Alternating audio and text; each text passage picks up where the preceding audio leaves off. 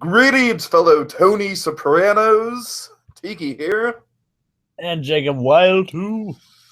And welcome to another operatic episode of Tiki's Universe, the all-encompassing show where we cover a myriad of animated current programming, including Steven Universe, Star vs. Source of Evil, and Milo, Murphy's Law, and DuckTales in 2017. Can't wait for that.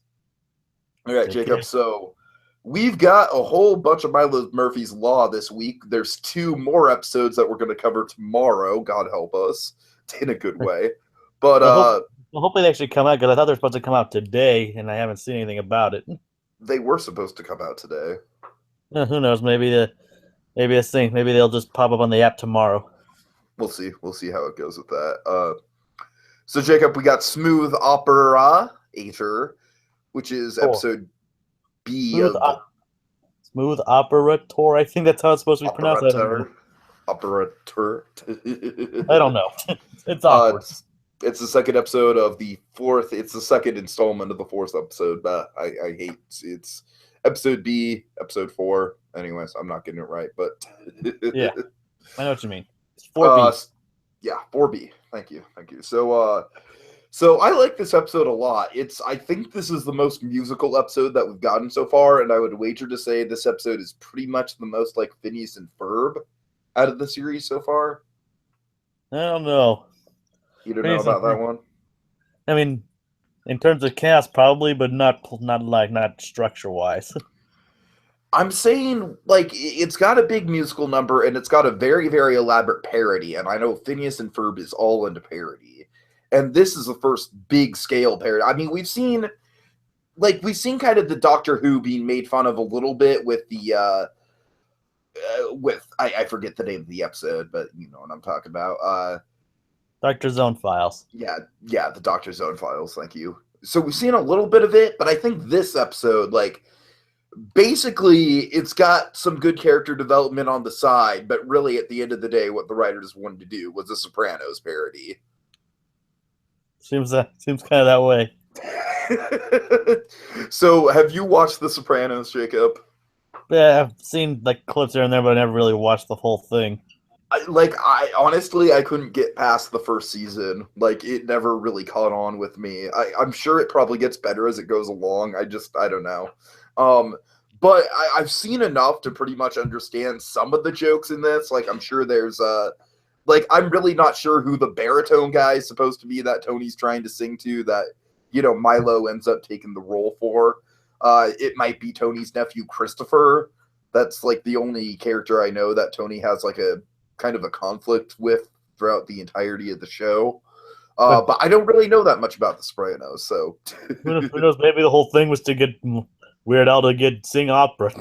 Well, yes, Jacob, that is definitely a part of it. Weird Al engages in an opera duet with Tony Soprano, and that is the most amazing sentence that I've ever spoken on the podcast. The end. Good night. Have a good night, everyone. Good night, everybody. Seriously, though. Weird Al and Tony Soprano having an opera duet. I don't know if this is actually Tony Soprano. Well, I mean, it's not James Gandolfini, but it's very, very clearly supposed to be a parody of Tony Soprano. Well, yeah, I get that. I'm just saying because I don't think it's the same guy, because isn't he dead? Yes, Jacob. Unfortunately, James Gandolfini did pass away. Yeah, that is sad. He was a good actor. Yeah, he was. But okay, so let's talk about the budding little romance we have in the air. It seems like Milo and Melissa are definitely on best friend terms. Amanda. No, I know. I'm saying Milo and Melissa are on best friend terms right now. Like, sorry. Yeah, there's not really a relationship going on there. They're kind of just, you know, best friends. I think it seemed like he kind of like had some feelings for Amanda. Oh yeah, which is exciting, Jacob. I like this pairing a lot, I've got to say. I like it's kind of the good old opposites attract thing. Like, Melissa is very OCD and obsessed with orderliness and everything like that, and Milo, just in his very nature, attracts chaos. But I like how at the end of the day, Jacob, like we were kind of pointing out the last recap podcast we did, was the one thing that Milo and Melissa have in common that I think is going to... Oh, I'm sorry, Amanda. Thank you. Why are all the names on this show besides Milo kind of generic? Amanda, Melissa, Zach. I don't know. Minor nitpick. Because the last show they created like a bunch of unusual names. Right. Like Like Isabella, Phineas, Buford. Ferb. Right. So yeah, they probably had to come up with some more generic names for these guys. I guess so. But no, but Amanda and Milo, I think the one thing that they have in common that I think Well, plus Isabella and Melissa are named after one of the creator's daughters. fair enough. But you got me off track. Sorry. They have in common the fact that, Amanda is very OCD. She's definitely got that going against her, but she recognizes it's a character flaw, but she's very kind of content with it. And I think that's the same thing with Milo, of his bad luck. And I think Well, and first of all, what kind of school gives out credit for going to opera? Well, you know what? I'd actually like that. I actually think that's pretty cool. I would totally go to an opera for extra credit. Like, it's just this culture, and it'd be a good way to earn some extra credit for just sitting down and watching something. Exactly. I remember one of the best extra credit assignments I did was I went to a town hall debate at my local city hall, and that was really interesting. I would have loved to go see that, especially one that's supposed to be like singing gangsters. Yeah, especially a Sopranos parody. That sign me up for that. Yeah.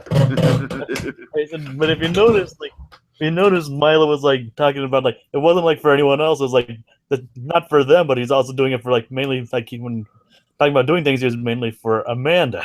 Oh yeah. So I like how we slowly get this build up. As the last episode, we got a little bit of a hint of it, but we're definitely getting into it with with this dynamic. So that's good.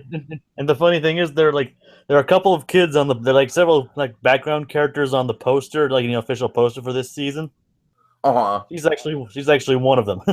Cool, she's like way in the background, like on the steps or something, but she's actually in the picture, so that might mean she's like going to be like one of the more recurring characters. Well, I definitely think this show, like, I wouldn't be surprised if there's characters that we haven't even met yet that are going to be recurring later on. So I believe it according to the cast list. I probably believe that. Yeah, exactly. So. Okay, so let's talk about this pistachio guys, Jacob. Let's dive into all that madness. Oh dear. Dakota and Balthazar Cavendish. Okay, so these guys just suddenly got a lot more nefarious. Am I right? Kind of like they're pistachio protectors. Yeah, we don't sell the pistachios. Those are displayed pistachios. We don't sell the displayed pistachios. I'm sorry, I just love that one guy's like really, really thick accent. The faux British. Yeah. Well, there's the faux British, and then also the faux like Brooklyn, New Yorker accent. Those are those are the creators of the show. Dan and Swampy. Swampy's the British one. Okay. I kind of figured with a name like that. He's not actually British though. Anyways, yeah, he does a good job though. Yeah, he does. So, well, he actually lived. Fun fact, he actually lived in England for several years. Okay. So that probably learned that's probably how he learned to do a good accent. So really, the meat of these guys, though, like the real interesting nefarious thing, is that they basically refuse to sell them pistachios. Well, yes, they refuse to sell them pistachios. Yes, that. But also, don't forget about the guy that they have tied up in the basement. Oh yeah, and then the guy. Yeah, it's not like we tied up the guy who usually does this and stashed him in the basement. It's not like we did that. And then the guy walks by like, anything to get out of here. And I love how the regular pistachio guy is just kind of content with it. He's like, yeah, whatever. He's like, anything to get out of work, right? Did we ever find out why Milo's arm is in a cast? No, but I mean, it's Milo. It is Milo, so. I mean, I think that's just kind of a little bit of realism there. You would think with Milo that he would that would be a reoccurring thing. I like how Melissa says it's it's one of his best looking casts. Yeah, his family must have really good insurance. I would think so. Okay, so we get the Sopranos parody. Whatever thought that crossing opera with this would be so good. Well, what I like, of course, is that they make the joke about soprano being a style of singing versus baritone. And mezzo-sopranos. Yeah, exactly. So yeah. it's the whole thing boils down to like a gangster war over different styles of singing, essentially. It's very clever. There's that fun gag we have with the chain of events that's just played with the arrows and everything. That great visual gag. Yeah, not those ropes. These ropes. it's like they were interacting with each other's arrows and crossing and arrows and everything. Yeah, that was really clever. That kind of reminded me of something you'd find in like an Edgar Wright movie. These guys actually have. These guys are pretty clever with their visual humor. Oh, yeah, that was fun. That was a lot of fun. Okay, so basically the episode kind of boils down to Milo being backstage and he's trying to prevent all these catastrophes from happening because, and I like this gesture, he just, we established that Melissa has 3 enjoyment hours a day and he doesn't Amanda. I'm sorry. They're both so similar. They're so similar. I know, but I mean, heck, I was messing it up too on my thoughts earlier. I was like, it's Amanda, damn it. I mean, that was too mean. That's not directed towards you. That was directed toward myself. Okay. But Amanda has 3 enjoyment hours a day, and Milo doesn't want to, he sees like the falling lights. I gotta save those lights or they'll really mess with Melissa's enjoyment hours. Amanda. God damn it! It's okay, It's okay, Tiki. Oh my god. Just like I said, trust me, I kept saying that too. They're so similar. They have the exact same number of syllables. They both have an M in it. They both end with A. Their names are similar. Yes, I'll definitely concede to that because, like I said, when I was thinking to myself earlier, I got their names confused several times. Okay, well, when we're not going to get their names confused when we talk about them in the context of a scene where they're together. So Melissa is trying to calm down Amanda because Amanda's having basically what is a panic attack over the stage kind of falling apart as Milo's trying in vain to stop the catastrophes from happening. And like I said, as he pointed out, he's mainly doing it for her. Oh, right. For her enjoyment hours. Anything for Amanda's enjoyment hours. I almost did it again, Jacob, but I caught myself. That's good. Like I said, it took me a while to catch myself too, so right. Don't feel so bad. Okay, so the episode kind of wraps up with with Tony Soprano calling out the baritone. Like I said, I like how that's like essentially like mobster warfare between singing styles. And he ends up quitting, and the baritone the other guy ends up quitting. Are you kidding me? I'm not going out there.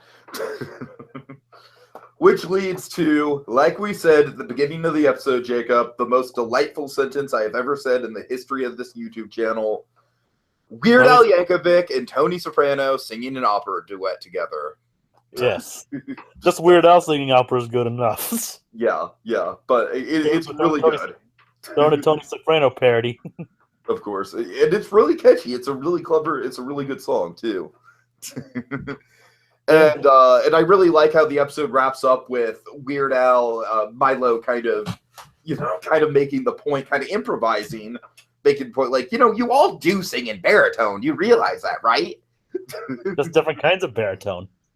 And so the show ends in a show-stopping musical number entitled "We're All Baritone."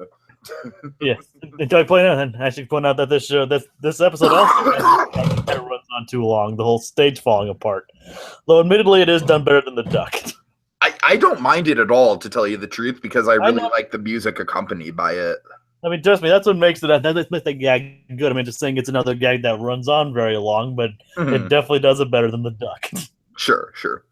Okay, so So Amanda, after having fainted, kind of gives a standing ovation. There's a 5-minute applause. And like that, Amanda's actually the first one to applaud. Mm-hmm. What Milo was able to do. All right, and then how do we wrap up with this, Jacob? Well, what happens is, like, due to the fact that Milo managed to end the show early, she has enough enjoyment time to go get a pizza with them. Like, don't push it.